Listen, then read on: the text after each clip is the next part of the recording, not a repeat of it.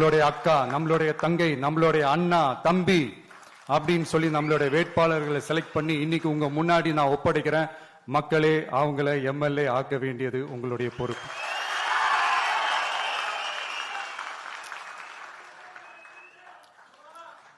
கட்சி ஆரம்பிச்சு கிட்டத்தட்ட ஒரு 3 வருஷத்துக்கு மேல ஆச்சு. இன்னமும் ஒரு கூச்சல் சத்தம் அடங்கின மாதிரியே எனக்கு தெரியல.